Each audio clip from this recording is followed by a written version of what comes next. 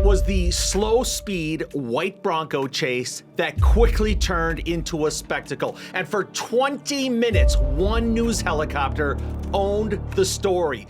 We have the fascinating story of the pilot and the reporter who followed OJ on the white Bronco chase on June 17th. Welcome to 1 Degree of Scandalous. I'm Tom Zenner, along with the one and only Kato. Hello. And we are delighted to bring in Zoe Tur.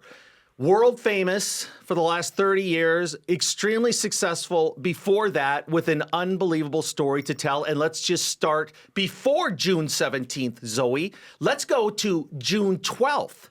The murders happen. A few hours later, you somehow got a tip that happened? Well, when LAPD officers arrived at the scene, on South Bundy Drive, I was notified before dawn. I knew the beat cops in West LA, and they called me up and they said, "Hey, we've got two homicides here in West LA. One of them is Nicole Simpson Brown. The other person, we don't know who that person is, but we're looking for OJ. He's somewhere out there." And I said, like, what? OJ Simpson, what? And, they were looking for him. Yeah. Yeah. And you owned those guys in LA for a long time. At Well, CBS. But before that, I'm talking even before that. I mean, you were involved in Yeah. the Night Stalker. You saw that when he was being arrested. The riots on Florence and Normandy. You were in the middle of that. So it's not like you were unknown. So when you found out, you got that tip from LAP or wherever you got that tip, what did you do? Call the newsroom and say, hey, you want to go follow this story, see if it's real? Yeah, I actually did that. I called the newsroom, called CBS, and said, "Hey, look, we've got this going on. It's Nicole Simpson Brown." And, that's a very big story. So, Right. they started covering the story. They sent some ground reporters. And I didn't really think it would become a helicopter story. We went up overhead anyway to kind of see the murder scene, see the location. But after that, we thought our participation in this particular story was over. We were wrong. Logical. Yeah, I was thinking, are you the first helicopter over the scene on Bundy, or is it sort of like on police scanners, everybody knows, or because you know the beat cops that you're the only one in the skies? Well, I mean, having a homicide in Los Angeles or double homicide is not unusual. It happens quite a few times. This happened to be in West LA, which made it a Well, in little bit Brentwood. more unusual, if you can say that. But I was first overhead, and you had a crime scene. You had numerous LAPD vehicles there, officers. The coroner's van was not yet there. They were still working the scene, waiting for daylight, and it was quite active at that time. We also took a look at the Rockingham estate, where there were some police units outside, but not a lot going on. It did not appear that OJ was there at the time. So, Tom, I have a question that this is something that maybe someone in the audience would be thinking. When you're in the sky like that and it's still dark, the sun has not come up, it's dusk, are you shining that searchlight that helicopters have during police chases? Do you shine it on to help them out, or is it against the law for you because you're not a police helicopter? Do you shine the light on the incident? Well, I mean, it depends. I wouldn't do it during a police pursuit. I wouldn't want to. Sometimes they turn lights on and off tactically. Something like this, yeah, we can turn on our 30 million candle power night sun and light it up like daylight. You can see quite a bit, but there's no rules restricting the use of, the light. As long as you're not blinding other pilots, it's okay. So you did turn it on then for that at the crime Oh, yeah. scene? Yeah. Do you see But, the blonde hair? Yeah. Kato's. What's that? When you're flying over Rockingham, you probably were, boy, your life changed. Well, the cops were at my door at I think it was about 5:15 a.m. or so, but dark and groggy. I didn't hear any helicopters. I wasn't aware of that. But you might have been flying over Rockingham at that time. Yeah. I mean, Rockingham was where the activity was taking place. Yeah. Okay. You're in for an unbelievable hour. When you get to the point in this podcast, whether you're watching or listening, where Zoe describes the tip she got on June 17th, where she was that morning, and then how her story is so pivotal in the whole OJ saga. It's going to be mind-blowing. So we're going to talk about all that. But Zoe, let me ask you this. You've got good street smarts. You're a reporter. You knew OJ a little bit, or, you've been around him, I'm sure, covering news in LA. When you got that tip on the 13th and knew that Nicole Brown Simpson was dead along with another man and that OJ Simpson could possibly be a suspect, what were you thinking? Did that make sense? Did you immediately go to, yeah, he probably did it? What kind of conclusion did you draw when you first heard that? Well, I was open-minded, the investigation had just begun, but I did see O.J. Simpson as a likely suspect. He was well known for being abusive to Nicole Simpson Brown. The two of them actually were quite abusive to each other. They were well known in the Brentwood area, sometimes even having, very loud fights, at restaurants, so, they were volatile. Plus, I knew the beat cops. I knew the senior lead officer, Jim King, for West Los Angeles. And Jim had told me stories about going to the house and breaking up fights. He even told O.J. Simpson, you better be careful. You're going to kill that woman one day. And so, his name came immediately to mind. But I was open-minded to see what the investigation would yield. But, in most cases, when a wife is or a girlfriend's killed, statistically, you look at the husband, the boyfriend. Yeah. Yeah, you start connecting the dots pretty quickly on that. All right, so it's still several days before June 17th, but the circus was in town, no question. Every reporter was all over this. And just to give people perspective of what Los Angeles is like as a news city, you got 5 or 6 television stations that do news almost around the clock. Mm-hmm. You got the LA Times, you got other newspapers, you have all the network affiliates that have bureaus here. So there's hundreds of reporters that are already on this, and it's everyone for themselves. Everybody wants to get a morsel of news or find something. So how did the rest of the week start playing out for you? Later that Monday, obviously, OJ came back from Chicago, but was it all hands on deck at KCBS? And what was your role in the days leading up to the 17th? Well, my job's covering breaking news, which I did. The station was on, were on high alert, man. They had their crews out there. They were covering it wall to wall, as they say. And, they were breaking news stories along the way, trying to find people to talk, trying to, like you said, find any morsel of information. And of course, that meant me hovering overhead, seeing what we could see, for much of, the afternoon, the morning, the afternoon, and following up and being there during the live shots to kind of show the scene as much as the scene that we could show. So yeah, it was a very big story. And then we finally learned that O.J. Simpson was back east. He was like in Chicago, and that he was on his way back home, which now meant we had to start staking out the airport. And hang on a second. Sorry, staking out the airport and, seeing if we could find OJ. So that was kind of like the order of the day, trying to get eyes on OJ. Yeah, fascinating. Kato, what were you doing that week? Did you lay low, or were you following the news coverage and seeing where that story was leading? Up before the Bronco chase? Like the Monday, Tuesday, Wednesday. I was actually making my move out of the house, Rockingham. I was getting out as fast as I could. And that was the day or so that I knew I had to get out was when OJ approached me in the kitchen and said, well, you know that we ate in here. And that was from the McDonald's. And I was like, uh-oh, he's trying to make me want to lie for a future date, probably during the trial.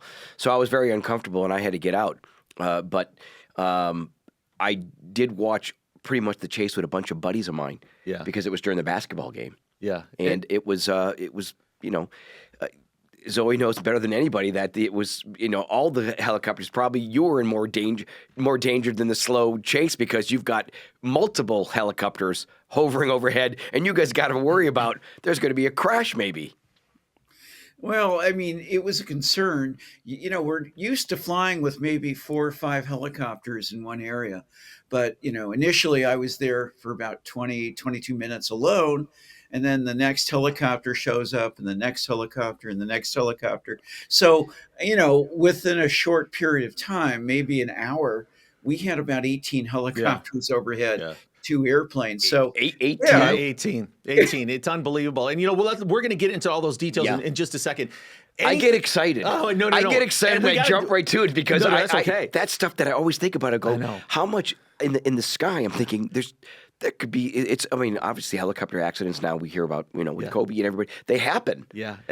But I'll let you go back, Tom. No, and that's okay. But everybody watching and listening, let's get to the 17th, and we are in just 1 second. Kato, have you noticed the drones that are flying around Beverly Hills and Los Angeles right now? Zoe, I know you're in the Bay Area in Silicon Valley, but that's the big thing here. Like even here where we tape at our studio, you can go outside and you'll hear drones. I mean, they're constantly surveying the area. Well, Santa all Monica over. Boulevard time driving here. So welcome to Beverly Hills. There are drones overhead. Yeah. It gives you the Well, warning. I mean, There's signs everywhere. police departments are starting, even here in Campbell, which is in Silicon Valley, our local police department uses drones to respond to scenes. There was an accident outside our office building here, and you heard a drone come up.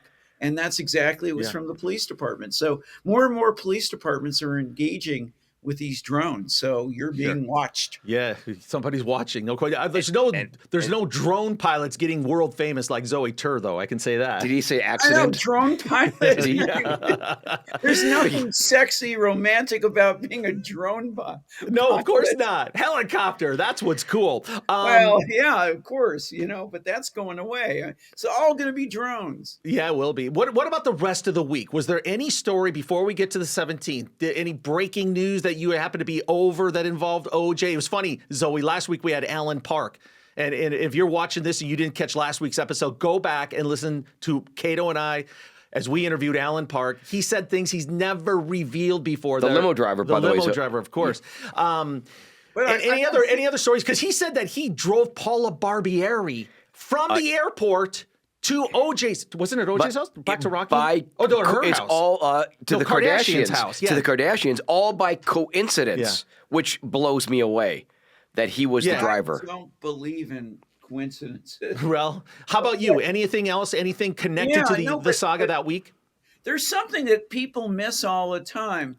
And I did that. I was on that John Mulaney show, Everybody's in L.A., and I sat next to Marcia Clark. And I never really talked to her. I met her a few times through the years, but I really never talked to her. And I started talking about something about exigent circumstances that people missed. Look, I mean, it's clear OJ did it. He acknowledged it in that talk show that he did. Why if I did it. Yeah, the book. Yeah, but the big thing is though, in searching for the glove, they found the glove on OJ's property, between the two properties, but on OJ's side of the property. And the glove got in because cops said that they did that search. It was exigent circumstances because they thought OJ might be, injured. Maybe he was also attacked. So they had to, get into the property, which was a lie. It was bullshit, because the phone call we received early that morning from officers at the scene told us exactly that OJ was the suspect. Once OJ became a likely suspect, a warrant needed to be secured before they, entered any of the property on Rockingham where Kato was. So in trying to save any evidence that they collected outside the home, they made an exigent circumstances argument, claiming that they were out there to check on OJ's well-being. That wasn't true. They were there because they believed OJ, and rightly so, OJ did it, but they didn't wait for the warrant. And so that information kind of got buried, and it could have led to the exclusion of significant evidence found at the Rockingham estate. On every one of our shows now, Tom, we talk about the OJ saga. There's been something mind-blowing that we did not know. Mm-hmm. And that we never knew that you got a tip of there being no warrant. Yeah, I mean, I've talked about the tip before, but it's just the putting it together, you know. So I Yeah, don't know who came up with the exigent circumstances argument, but it saved the evidence. true. Not that it really mattered at the, you know, in the long run because of You know, I jury don't, but you nullification. could, I mean, look, they had an out, right? OJ was related. It made sense to go Right. look at Rockingham. So there's enough Yeah. gray area there. No matter what side of this you're on, you can kind of see. I mean, LAPD, you got to look for every advantage or clue you can find, and the fact that It's, hey, maybe he is you know, dead. You never know. yeah, I guess an argument could be made, but nevertheless, this was a very serious case, and they should very well have followed absolutely every Sure. rule, All right. What do you say and we get? What? I'm sorry. What do you say we get to June 17th? Oh, okay. What do you say? And everybody watching and listening to this, feel free to comment too what you were doing that day, where you were, how you watched this. Did you? it's one of those moments. It's one of those. Where were you when? It is the moment for, I think, anybody that lived through the 90s. And even if you're young, kids remember this. They remember their parents being glued to the TV set and these images that just stayed with everybody forever. So June 17th, as we all know, is the day that OJ was supposed to turn himself in. And he's staying at Robert Kardashian's house. That's where he's been hiding out for the last couple days. And Robert Kardashian thought he was going to turn himself in. Right. Kato, we'll get your story about where you were that day, expecting OJ to turn himself in. But how did the day start for you, Zoe, June 17th? Well, it started with us learning that O.J. Simpson was going to give himself up, that there was an arrest warrant, and that homicide detectives had made arrangements with his lawyers that for O.J.'s surrender at Parker Center.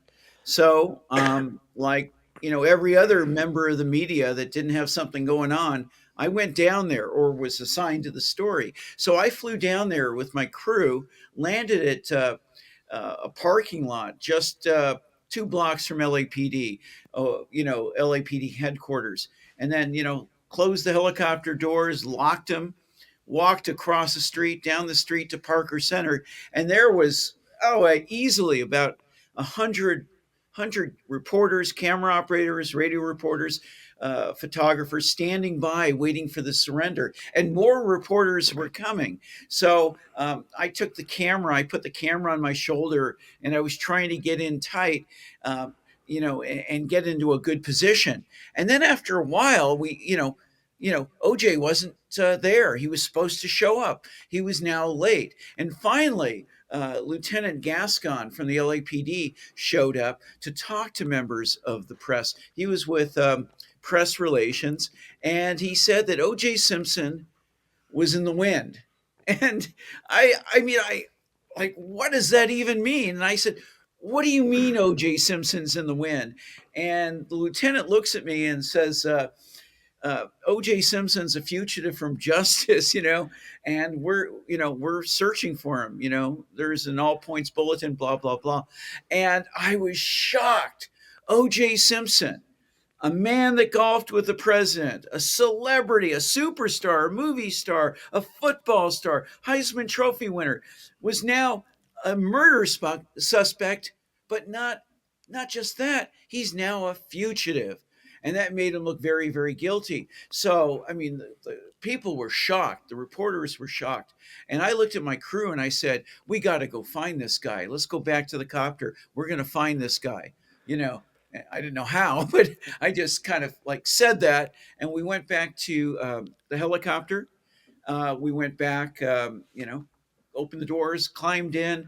I started the helicopter, and within a couple of minutes, we were airborne. And then I said, who's got ideas? Where do you think he is? And one person thought he might be over a ridgeline and he was going to commit suicide, at sunset, blah, blah, blah, which sounded very romantic.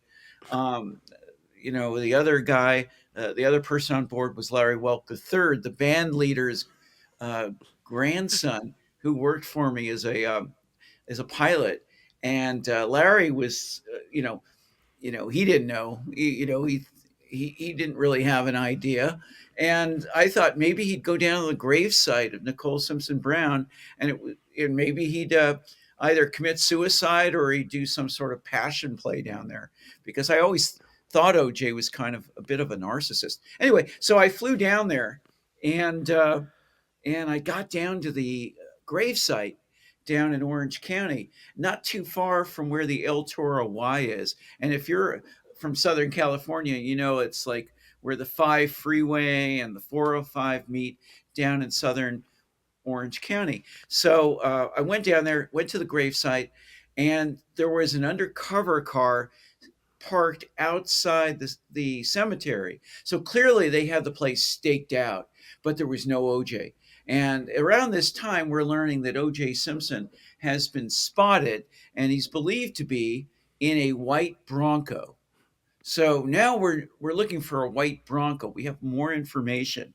And I'm also listening to FBI frequencies and our assignment desk. And I get a radio call on our encrypted radio between the newsroom and the helicopter from Mary Helen Campos, who is our assignment editor. And she said, you know, somebody says they see OJ Simpson, in the area near where you are. And I'm also hearing stuff on the FBI radio, and Mary Helen's listening to the same frequencies, and she's saying it's the El Toro Y. And I look down, and I'm over the El Toro Y, and I'm looking, and I'm moving now. I'm deciding to go north on the freeway, Right. And there is a white Bronco. Oh. And I don't know if it's OJ yet. And then a sheriff's unit shows up, and another one, and a CHP unit, and cop after cop. But the driver does not pull over. So that's a pretty good indication we've got OJ. Hey, everybody. Today's episode is brought to you by our good friends at, you know what? Make that our great friends at Aura. I'm going to ask you guys to do something. Do a Google search of your name. Wait till you see what comes up. I've done it. Kato's done it.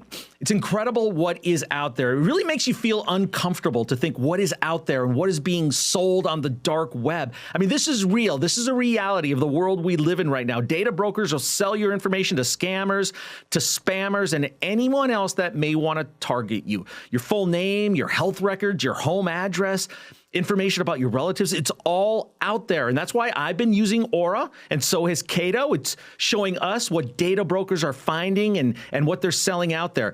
So cleaning up information not only helps reduce the amount of spam I get, but it protects me from hackers who could use that information to help them access my social media accounts, my bank accounts, any other sensitive information that's out there about you. We've got a special offer for you too. Go to aura.com/1degree. Aura.com/1degree. Sign up for a free 2-week trial and let them go to work for you right now. And I don't know if you heard the story about the big data breach with AT&T. Something like 73 million people were compromised. Tom, I just got the letter in the mail yesterday, and the U.S. postage mail came to my door, and it's exactly saying that I was breached. Now, this just when I had AT&T, so I no longer have it, thank goodness. But yes, I was one of the people that was breached, and thank goodness for Aura. Yep, and it does give you peace of mind. So if you want to make sure that your information is safe, let Aura do all the work for you and take advantage of our special offer, aura.com/1degree. Sign up for the free 2-week trial, and we also have the link in our description. Here, let's just recap for everybody real quickly. Okay, so you're at Parker Center. OJ doesn't show up like he was supposed to. Fugitive law. I bet every reporter's running out of there, and you had the thought to go to the gravesite. Well, and that was going to be my trivia question. Did you know who his photographer was? Lawrence Welk III or Lawrence Welk's, the guy, the conductor? That's Lawrence Welk III. Yeah, Robert Williams would say. Hey, did you have to flex a little authority there with your coworkers? Were they saying no with the beach, this, that? And you say no, we're going here. Get in the helicopter if you want to be part of this. I'm the pilot. I get to He's the pilot. But you know what? It makes sense too, because if I was in that helicopter, I'd go, that's brilliant. That's where he would probably go. To show sympathy, to show that, hey, he wrote that suicide note with the happy face. So, like you said, narcissistic all the way. That's where he would go for sympathy. Note, all about him? Yeah. I'm a victim. Oh, I love, all my love. Yeah. Anyway, so that's where I went. And he was in that area. I don't think he really had a real good idea of what he wanted to, to do. I think he was like, look, he was on the run. Yep. He wasn't thinking clearly. Right. He went down there, to make his passion play. Maybe he can solicit more sympathy. I don't know what was going on. Or he was maybe apologizing to her. Who knows, right? Or even so with Tom Lang, our guest that you go back into the episode, Tom Lang's the one that said that he had a gun in the car, loaded gun, a mustache Disguise, mask, a $10,000 in cash. Yeah. So there's all these things, and that's close to Mexico. It's like, Kato, where? Kato, who amongst us have not traveled with $10,000 cash, a fake mustache, and a 38? Yeah, exactly. Closest I've come to that is just one lotto scratcher. You just described Cato's glove compartment. Yeah. On a Wednesday. And mustard and ketchup packets, Tom, please. Mustard and ketchup packets, that's it. Zoe, what was the feeling in the helicopter as you're heading south to Orange County? Because that's a gamble. You're putting your chips on the table. Maybe a 1 in 100 chance he's there. Describe how you were feeling, the adrenaline, and did you have a plan B if you didn't see anything that tipped you off that he might be in the vicinity? No, there was no plan B. We went down there and we're listening aboard the aircraft. We had all the police and fire radios. So we're listening to everything we could possibly listen to, including the two-way radio frequencies used by our competitors. The LA Times, ABC, NBC, CBS. So we're listening to them to see if we can get any tips, just like they listen to our radios, except they don't realize that we had one encrypted radio that I installed to make sure that nobody could hear us when we, needed that, security, So I was listening to everybody. And so we're flying down there and you could hear assignment editors telling their helicopters, go to the Rockingham estate. Do you know where the Kardashians live? Robert Kardashian. And of course they didn't know he lived up there, in Bel Air and, all that stuff. So there was a mad dash for everyone trying to find him. Crews were looking everywhere, but we were down in Orange County. And so on the way down there, I didn't really say much over the two-way radio, the air-to-air frequencies, so other helicopter pilots can hear us. I was, sneaky. Of course, and why not? You've got this is the biggest catch of your entire life. Well, you're the guy. You're the guy. Yeah, the woman who got this guy. But he hadn't seen him yet. So you got to make sure you're not tipping off anybody else to steal your lead. Which is why he's got the encrypted radio that only so they don't hear where you're at. Yeah. Exactly. Was your news director or assignment desk or EP or anybody trying to pull you off and say, no, we want you to go here? Or are you a maverick up there? You go where you want to go? Well, I mean, on this story, I had the backing of Mary Helen Campos. I had they're used to letting me do what I have to do. I remember, I was really good at this stuff, and I was really good at finding things and breaking news stories. I was pretty good at it. Some say the best, but whatever. I was really good at it because I was a reporter that became a helicopter pilot. So I wasn't just a helicopter pilot that was used to flying charters. I was a real reporter that went into this. So I knew how to listen to police and fire radios. And I knew how cops operated. And I even had a private investigator's license. So I was kind of an armchair detective as well. So, and I admired the LAPD and the sheriff's homicide detectives. They were the best of the best. So I spent time with them and I knew how they operated. So I went down there and I was just trying to think, if I were OJ or if I were a cop on a fugitive task force, where would this guy go? Where could he go?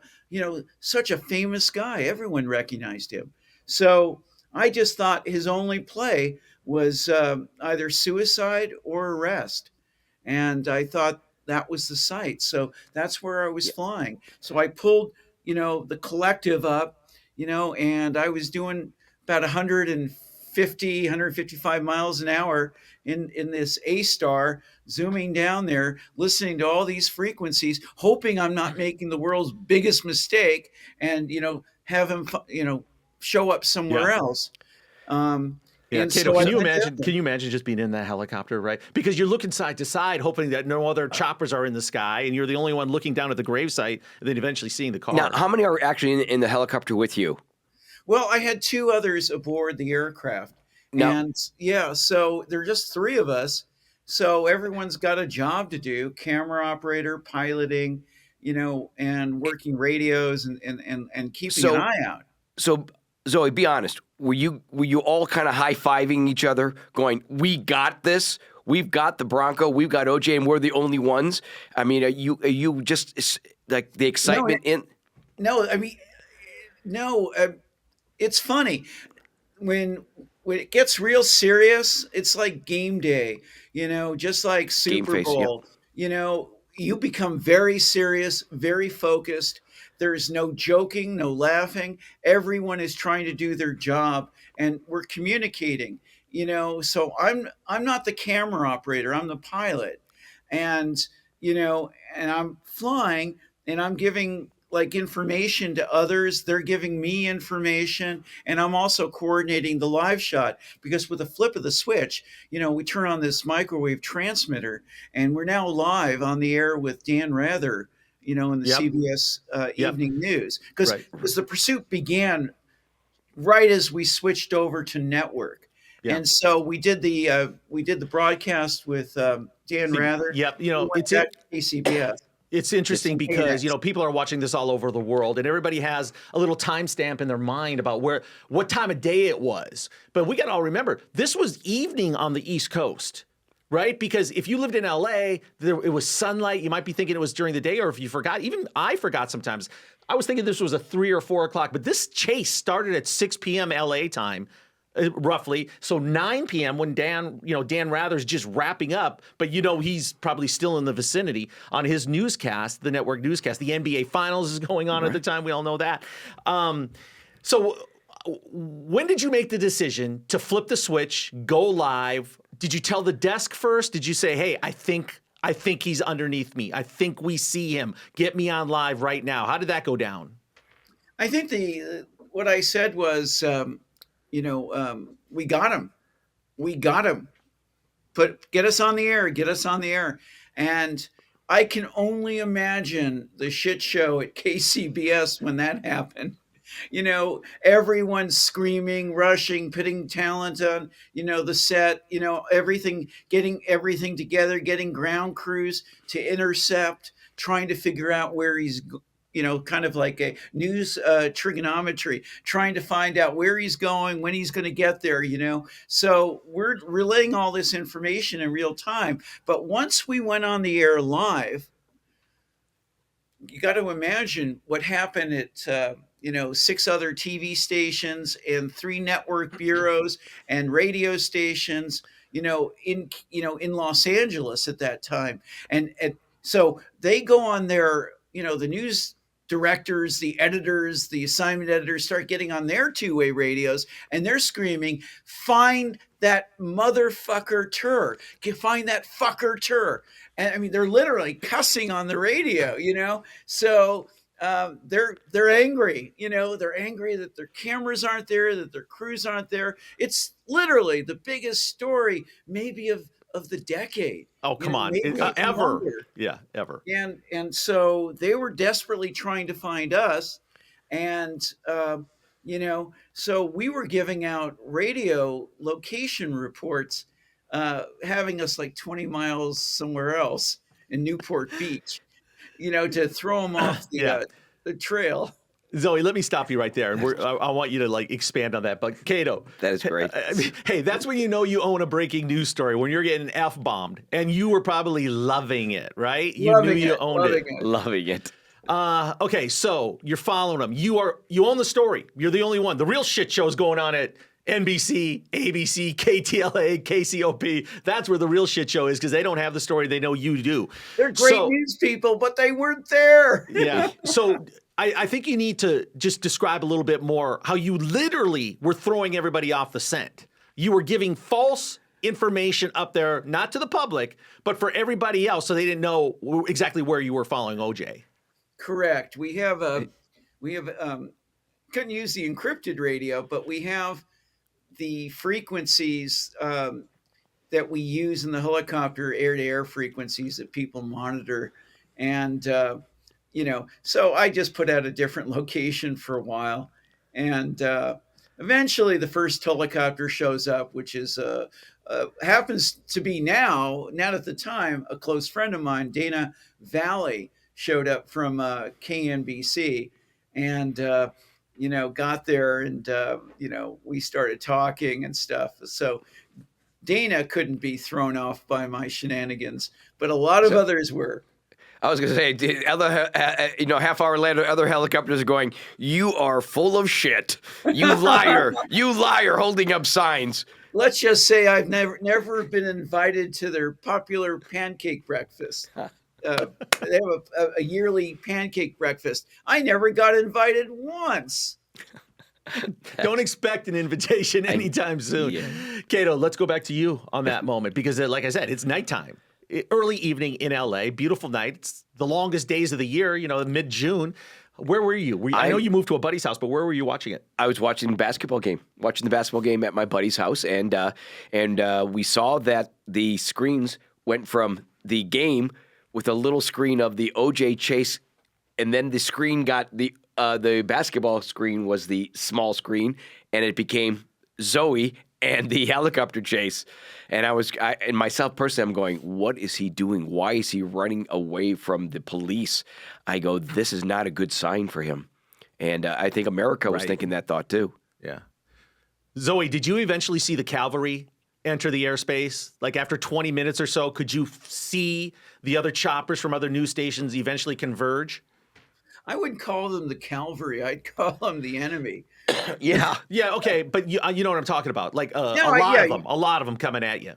Oh yeah, you can see them, and we're communicating. So in Los Angeles, because of the experience that we've had through the years covering news, people stagger altitudes. So I was there. I had my altitude. People started climbing up and flying higher. So some people fly in different directions. Some people fly in the same direction depending on where they're.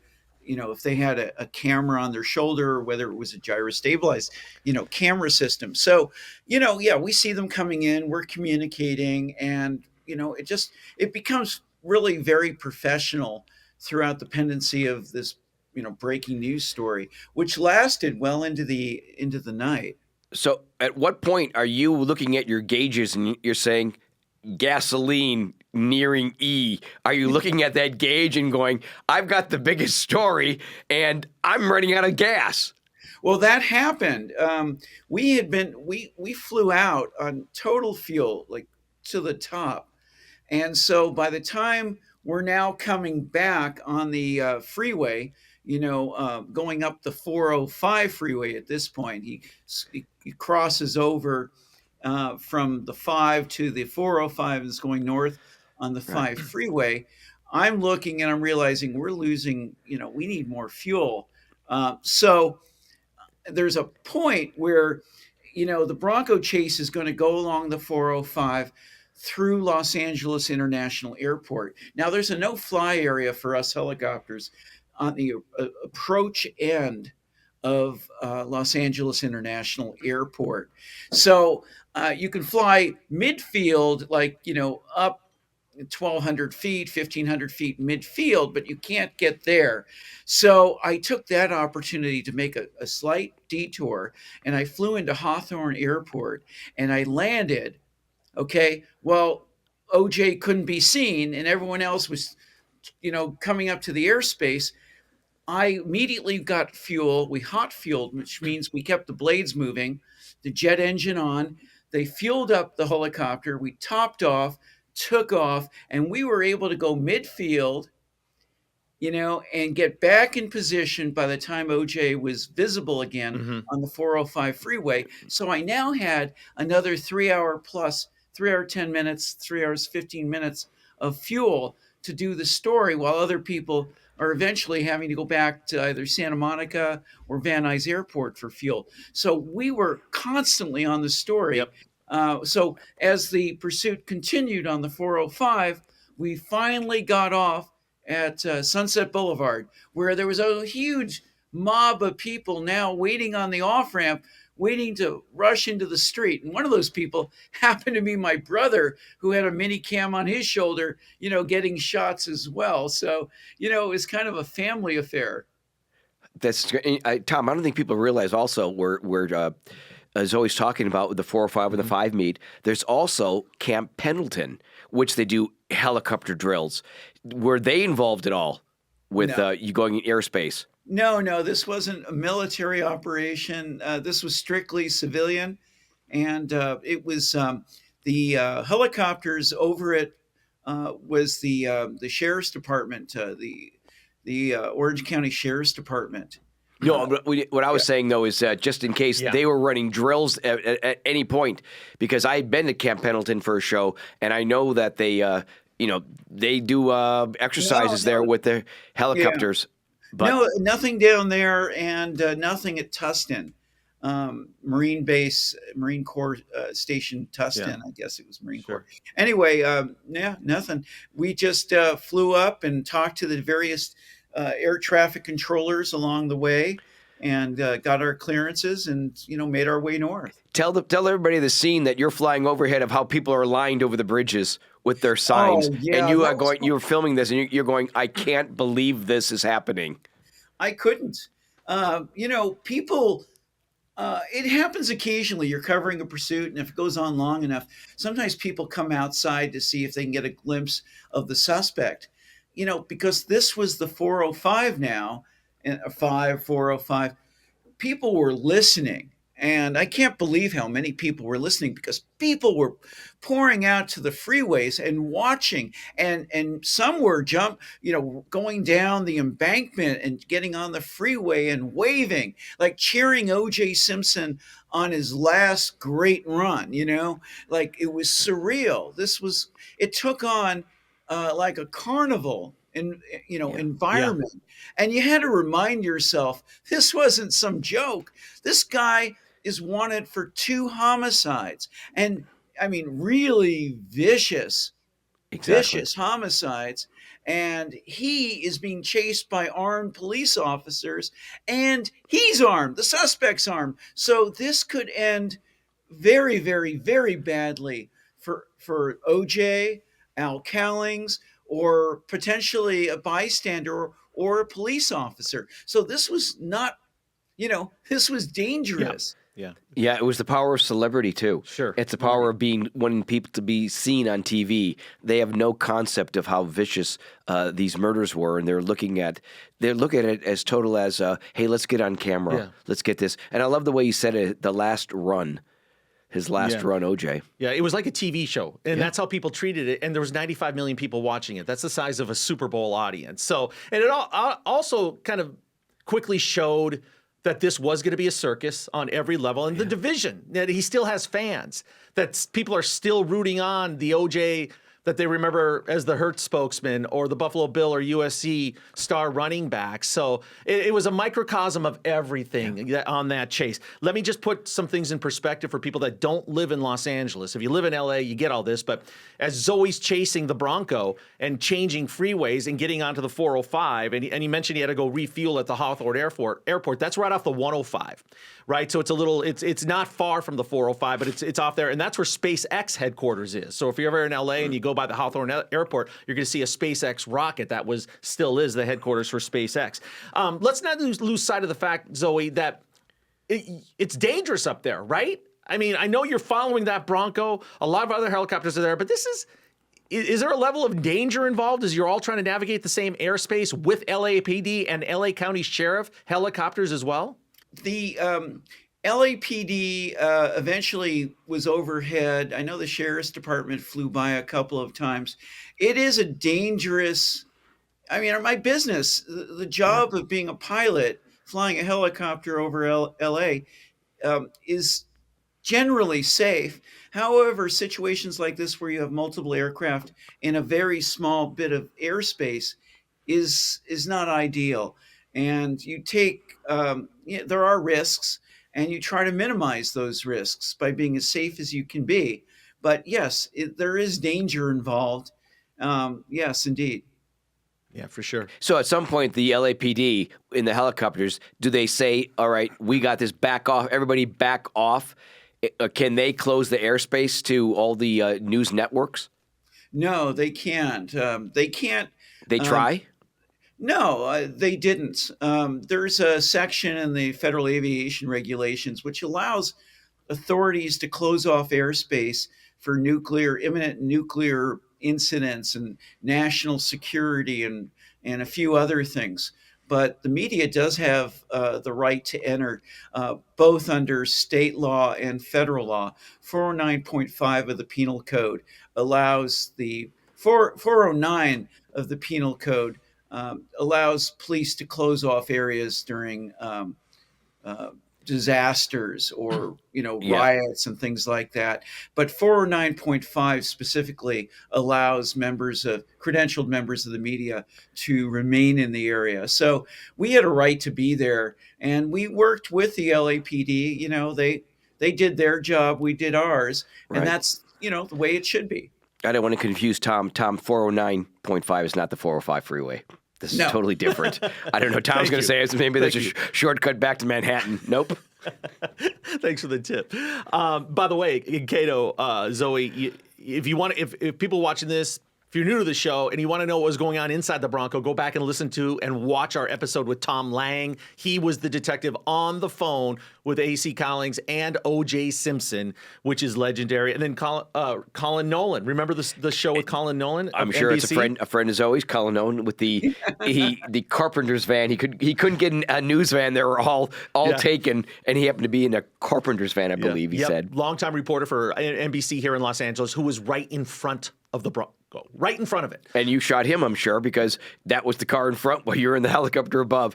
So the connection Yeah. here is just amazing how it's a thread of how it's 6 degrees of, I guess, the trial, Yeah, not sure. Kevin Bacon. Hey, Zoe. Everybody describes this as the slow speed white Bronco chase on the freeway. How slow or how fast was A.C. Collins driving that vehicle? Was it really slow, or were they zipping along because they had no traffic? I think they were doing about 30 to 40 miles an hour for a lot of it, and occasionally 50, but not really very fast. It was, it was rather slow. He wasn't trying to get away. That was the thing. And I think that Callings was just traveling at a speed that allowed O.J. Simpson more time to really think about the situation and to realize, there was no chance of evading the police. His only option, really was to give up, because suicide for a narcissist is kind of out of the question. They don't do stuff like that. You know, um, this this was just about time for him to get his head straight, and think it through. Mm-hmm. Yeah, and then he surrendered. Were you overhead on that when he surrendered, where all the shots Yeah, are overhead of, and Jason, his son, runs out to him? That was also on camera from a helicopter. I don't know if that was you. yeah. What happened was the white Bronco pulled into the Rockingham. Rockingham estate from the side entrance and pulled in, parked right in front of the front door. And it was at that point that Kato, excuse me, not Jason. Kato, not you, but Jason came running out wearing a white T-shirt, as I recall, and he was immediately pulled back by two uniformed police officers. The homicide detectives, including Lang, were inside, and they continued to talk to Callings over the phone. Also, in the grass area closer to the street were SWAT team members that had their rifles trained on OJ through the window. So I was listening. I switched over one of the scanners over to the LAPD SWAT tactical unit. So I was able to hear their communications where they were talking about having OJ Simpson in their sights. One officer even said, well, are you going to go in for the touchdown? So there was almost like this gallows humor going on between the SWAT team members. Understandable. So they were, monitoring and they had OJ's life at their fingertips, Sure. Right. should he make any untoward move with his handgun. This saga lasted a long time. He was supposed to turn himself in, I think, at 10 a.m. The chase starts at 6, goes till 8, and then there's 2 more hours just in the driveway inside the gate at his residence on Rockingham. So this is continuing to build. I'm curious, as you're listening to the scanners and watching this, could you sense the tension rising, the mood changing? Because LAPD didn't look great during this, right? And they're waiting for OJ to get out of the vehicle. Could you sense that they're getting mad, a little pissed off, a little frustrated, ready to end this thing No, and get him in the house? no, I don't think so. I think the LAPD gave this time. They didn't, move in and use brute force. They knew cameras were trained on them, Yep. and they gave O.J. Simpson enough time. I think that's kind of what they do now, if they can, with barricaded, suspects. Is you wait it out. You've got all the advantage. You've got the time, and I think they felt they had the time. To talk him down, and get him to surrender. So he did. It was dark by that time. He went inside. He was taken into custody. I remember I heard that they even gave him some orange juice or something, and then he had to go to Parker Center to be booked, photographed, fingerprinted, and placed into a cell. So, and that happened. We were able to follow the detective's vehicle that took him from Rockingham all the way to Parker Center, and he was taken out of the back of the detective's vehicle and brought into the Parker Center jail in the back parking lot. So we were able to get a bit of that as well. And many reporters and helicopters remained at the scene. They didn't realize that it was OJ leaving in the white detective's vehicle. Excuse me, in the detective's vehicle. I don't remember. I don't know if Tom does or Zoe, if you do. Do you remember him surrendering and how he surrendered with the gun? Do you remember? Was it a negotiator that grabbed the gun? Did he drop a gun on the ground? I don't remember that moment, but that's probably the most important moment because that was the whole reason SWAT's there is that he's got a loaded gun.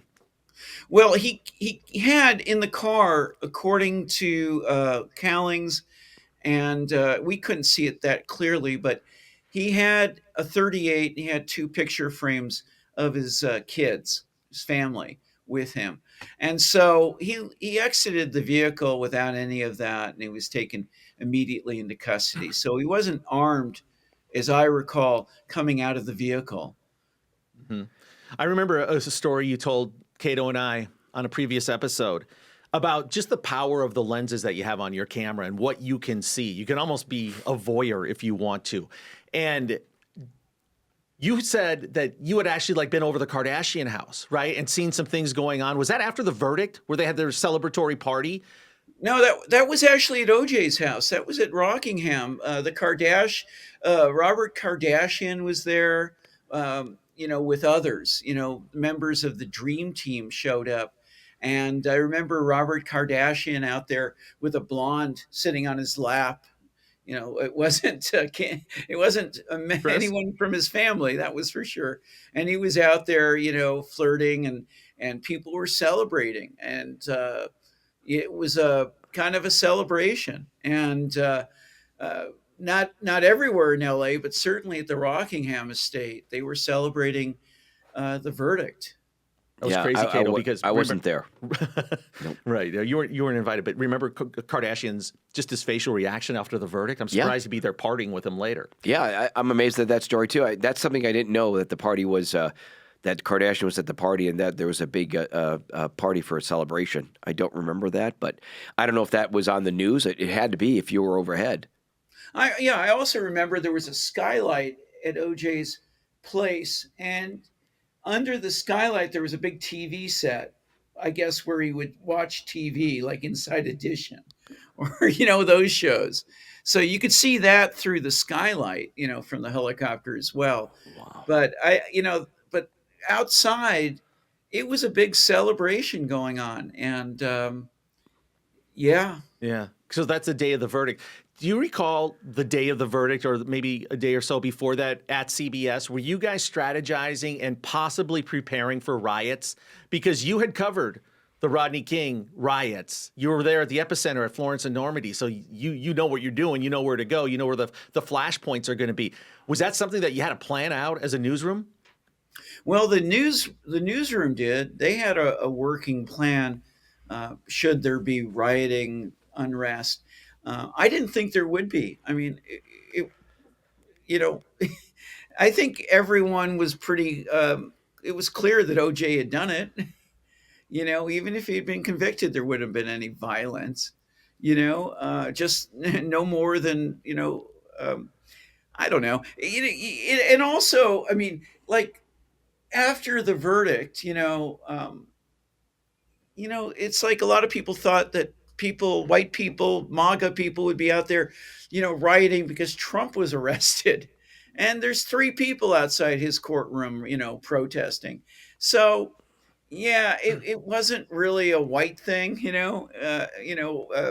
about the verdict. OJ simply did what a lot of white people had done in the past with money, and that is, beat the system.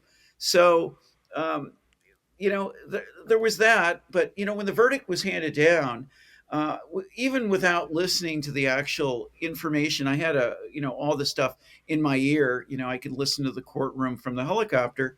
But if you look down below, on the left side were mobs of white people, and on the right side were mobs of black people. And when the verdict was read, you saw the black people cheering, and you saw the white people looking very dejected and sad. So I knew what the verdict was just visually. Yeah. And But the media, they split screen that everywhere. They split yeah, screen reactions. and So and it was I heard the verdict, and I was I was a bit shocked, like, what? you know um Yeah. yeah, I was shocked. 30-year anniversary is coming up. Yeah. A lot of documentaries. Kato is going to be in a number of them. How about you? Yeah, were you going to see you on some documentaries? I hope not. I was on. When OJ died, I was on, like, I did 15 something interviews around the globe. It was a big story to people, and with respect to the documentaries, yeah, I'm part of the history, like Kato is, and it will be remembered, for a very long time, just like we remember, the Lindbergh kidnapping, and the JFK. Rosenbergs, and blah blah, and other murder cases. But it was a piece of history that was very remarkable, and truly, truly Los Angeles. It was truly an LA kind of murder story that will go down in history for 100 years. They'll be And talking about and this. Zoe, the reason it's always going to be around also is because it's the template for every other trial that'll take place. It'll You're always be right, drawn back to Kato, that. and you're also, um, you're right about that.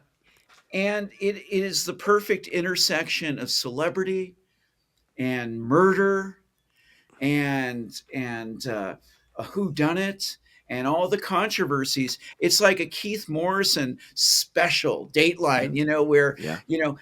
and people still to this day argue whether or not OJ did it. That's always the first question people want to ask me, is like, did OJ really do it? And it's like, yeah, he did it. And but you have all those elements, and that's the perfect storm for Well, notoriety. And well, so it will go down as one of the trials of the century. I had done a Dr. Phil about 2 months ago, and it was all about true crime and the fascination in America with true crime. At 78% of people watch true crime. It could even be higher, but it's a fascination. Crime is fascinating to people, and the story of OJ with celebrity, black and white, it's just fascinating to people. Yeah, I guess so. And in fact, I am going to go have lunch today with someone that lives in my area, who always wanted to meet me because they have some questions about the case. And you know He's a local from where I live. Sure, I'll go talk. Can I ask a People are question? fascinated by this case. At lunch, do you use the drive-through or the fly-through? Oh, I've done both. I'm just kidding. That was for Tom. Kato, thank No, I you. really Your fans have. appreciate That was for Tom. I love it. I've landed the helicopter at I love it. fast food restaurants. Come on, and fires. Honestly, you're not lying. I'm not lying. You've landed helicopters by drive-throughs. Yeah, but I mean, not in downtown Los Angeles. I'm talking like out in Castaic or way out in Malibu. That is so great. It's interesting because you guys have your own culture. Oh, helicopter. We can't really relate. We think it's cool. I took Blade is that the Uber version of the helicopter. They've got that little service, but I did it in Vegas last October, and it is so cool when you can get from the Strip out to the airport in Henderson or something in 15 minutes. Did you really take? No, I did. Why it was did you part of a take story. I was doing a story, and they wanted to give me a ride and show me what the experience was like, and it is so amazing. I wanted to ask you this: as a helicopter pilot, and you're in a small fraternity of these types of people, and you're probably one of the most famous helicopter pilots of all time. What do you think of Lauren Sanchez? That's Jeff Bezos's fiance, who has a helicopter license, actually has a business. Kato, did you know this? Her business is helicopter coverage over film sets, I think so. She has a legit business doing that. Do you welcome her as a fellow helicopter pilot? Of course. Lauren is great. I knew her a long time ago. I gave her first helicopter ride when she was an intern at KCUP TV. She came to fly with me, and I met her. I gave her a helicopter flight, and I immediately got on the phone with Jeff Wald, the news director, after Lauren left, and I said, never allow that woman to come back. I will leave my wife. I will leave my kids. She was stunning and sweet, and the woman was pure sex. She just had such sexual magnetism, and I hear she's a very good pilot. Why wouldn't you take advantage? She flies the world's richest man. This is amazing. I have no idea. Yeah. She's a very sweet person. Is that her company, Blade? No. So they're two separate things. I was describing my experience riding in a helicopter, and then she does have a business, and she owns a helicopter or two, and she flies it all the time. She's doing movie shoots and things like that. And of course, one of the most. I'm sorry. Well, one of the most famous things in a movie set flying over was with Vic Morrow. If anybody remembers from the Twilight Zone movies, where a helicopter. I broke that story, Kato, and I was there at the set. So I'll tell the people. You can correct me if I'm wrong. It was on the film. John Landis, I believe, was the director. It was a World War II scene, and the helicopter they used decapitated Vic Morrow. Correct me. So you know more. It was Vic Morrow. It was like a Twilight Zone episode scene. It was supposed to be Vietnam. Mm-hmm. And so Vic Morrow is traveling across a river. Do you want to pick it up now? Well, you were there, but Vic Morrow, for people who don't know, that's the father of Jennifer Jason Leigh, the actress. That's right. And you know more in this because I just know who the director was, and I know it was from the Twilight Zone movie, and they closed set, and I don't remember the penalties that were invoked on them, but the scene was Vic Morrow crossing over this river, and he's got two Vietnamese children in his arms. And this is at night, and there's explosions going off around them. And overhead is a Huey helicopter piloted by a guy by the name of Dorsey Wingo. And he's flying right over them, and you can see the wind and the water, splashing about. And a charge is fired, a big explosive charge, which winds up hitting the back of the helicopter, the tail rotor. And Dorsey Wingo becomes, I don't know what happens, but he stops flying the aircraft, essentially, and loses control and puts it right on top of, Vic Morrow and these two children, and they're decapitated with the main rotor blades. This was all captured on 35 millimeter film. There was an investigation.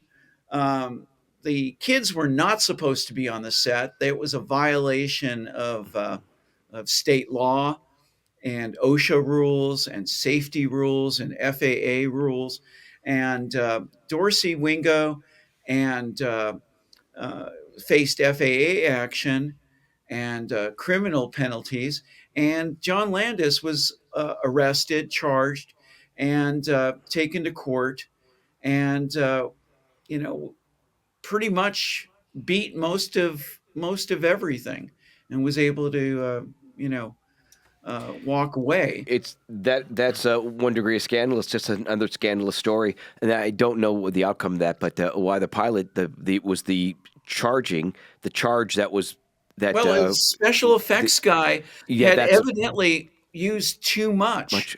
Oh. And it brings us charge. to the Alec Baldwin thing now with Rust. So it's all these things on movie sets that we'll probably get into another show. Movie sets are very dangerous.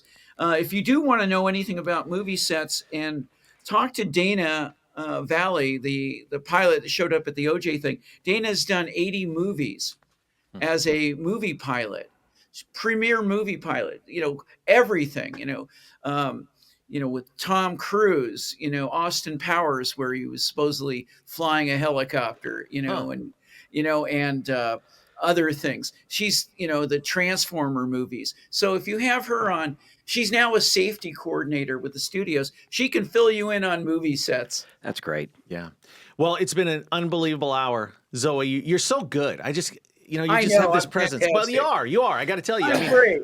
Go. If you like this, go watch Zoe on the Night Stalker documentary on Netflix. Richard Ramirez. I saw it. So Zoe, good. and just look at the set in the background. Yeah. Always working. What is that? Pebble Beach on that screen? Is that a Oh, golf that's course? a screensaver from Apple, but no, Okay. I'm working on our movie. Okay. It's called Max Wrist, Killing the Game, and it's about high-speed motorcycle street racing in Los Angeles. Legal, insane, speeds of in excess of 183 miles an hour. And we shot it in IMAX, actually.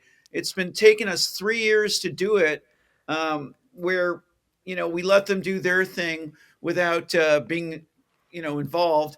And, we assembled the footage, and we wound up with a murder mystery, arson, and the world's greatest street racer, Max Wrist, Killing the Game. So we hope to have it in theaters very, very soon. But it is like nothing anyone has ever seen before, because you see everything as it happens. And that's extraordinarily rare for documentaries, that you actually have Last thing I'll say, because I just saw this yesterday, you brought it up.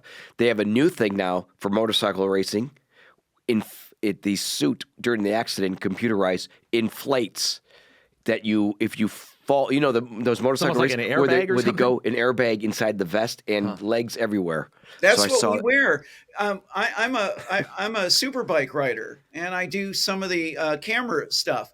So we have these air vest jackets that if we fall off the bike, or if the bike lifts up, or if it changes, it has a computer inside and gyroscopic sensors. It immediately inflates. And what Kato's talking about is somebody's come up with a pair of pants that do the same thing.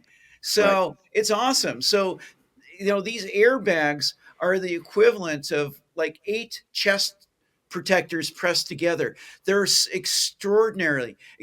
So when you're on a track doing, 186, 200 miles an hour, and you go off, when you watch MotoGP or something like that, these things go off and they save lives. They save your necks. It's amazing technology.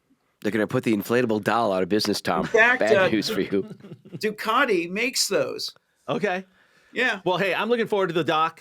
Keep us posted. We'll definitely check I'm it going out. to send you a copy, and then we can do a story about illegal street racing. Oh, we'll do it. I love for it. Sure. Great That's story. Great. Zoe, thank you very, Thanks, very Zoe. much. Speak to you soon. Great episode today. Fantastic. Okay, I want to thank Aura, our sponsor today. And by the way, go into the get our link. It's in the description of this episode, and subscribe to Aura. It makes a big difference. I'm hearing from a lot of people that are doing it, and really, it's really helping them. I also want to encourage everybody to go listen to our podcast as well. You watch this, it's fantastic. Watch it 10 times. But if you're in the car, you'll pick up little things and listen and go back wherever you get your audio podcast. We have a big announcement that's going to be coming up in the next couple of weeks, so stay tuned for that. Subscribe to the channel, comment.